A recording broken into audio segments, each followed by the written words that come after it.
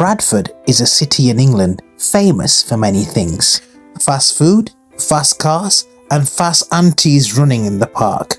But the one thing that makes Bradford stand out from the rest of the world is its delicious gulab jamuns. In a hidden corner of this lively city, away from the bustling crowds, lived a man named Ghulam Gul. Now Ghulam wasn't like your average Pakistani man from Bradford. Oh no, he was a bit of a weirdo. He was very tall, so tall in fact that he had to duck every time he entered a room. His lanky legs seemed to go on forever, making him look like a walking lamppost. Always dressed in a long, bright purple sherwani with shiny gold patterns. He stood out in every crowd. On his head, he proudly wore a brown fur jinnah cap, a traditional Pakistani hat named after the founder of Pakistan, Muhammad Ali Jinnah. The cap made him feel like a proper chaudhry, but the greasy ponytail dangling down his back, resembling a rat's tail, one that had just crawled out of a samosa stall in an Argali bazaar, completely ruined the look. He had a curly moustache that twisted like two slithering snakes. His beard was equally as impressive, adorned with tiny gulab jamun beads on the end.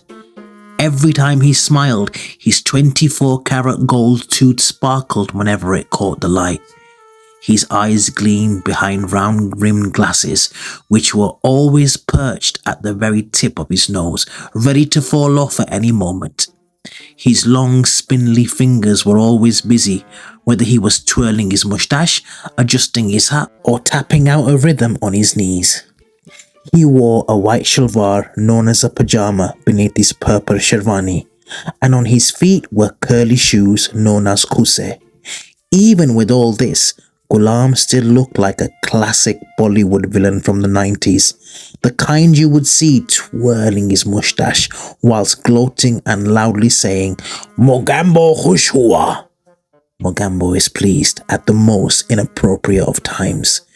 He lived inside a giant dome-shaped factory surrounded by tall, thick hedges. Within these thick hedges, Ghulam had created a world of his own, reflecting the essence of mitai and desserts at every step. Ghulam loved gulab jamuns. He lived, breathed, and even dreamt about those yummy, tasty treats. His workspace was cluttered with tools, sketches, and half-finished inventions strewn everywhere, alongside dozens of miniature gulab jamun models. They were dyed with an array of eccentric colours from bright traffic light orange, bubblegum blue, and even a combination of mint and lavender. He picked up a particularly loop-sided one, his long fingers caressing its sugary surface. "Not good enough," he muttered, tossing it aside.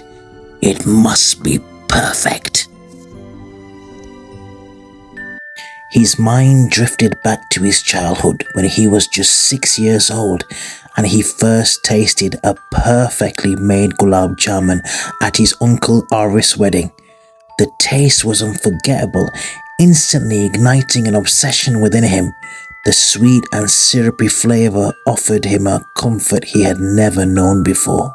One day, Ghulam walked up to his favourite golden-framed antique mirror. The room was lit by a large chandelier that gave off a gentle, warm yellow glow.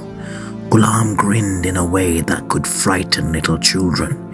He ran his tongue over his golden tooth, feeling its smoothness, while admiring its reflective glimmer in the mirror.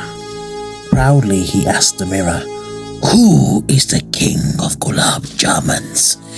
He was fully expecting his reflection to confirm what he already believed. But before Ghulam could start gloating, his reflection answered waveringly, "Ghulam Gulzar Gul, I'm sorry to tell you, but you may not be the king for much longer." Ghulam's smug smile vanished, replaced by a frown as he leaned in closer, questioning, "What do you mean?" The mirror's surface rippled slightly, but instead of giving a clear answer, it asked, Do you remember Mrs. Kabir? And what happened in year 6? Ghulam froze, the question hitting him like a gust of cold wind. The smugness drained from his face as memories he had tried to forget began to resurface. All eyes were on a chubby boy standing by the classroom door, clutching a Gulab Jamun in his plump hand with sticky syrup leaking out and dripping down his sausage-like fingers. The sweet was squished so much that it hardly looked like a Gulab Jamun anymore. Mrs. Kabir told him off, her voice echoing around the room. "Ghulam Gulzar Gul! You're late again, boy!"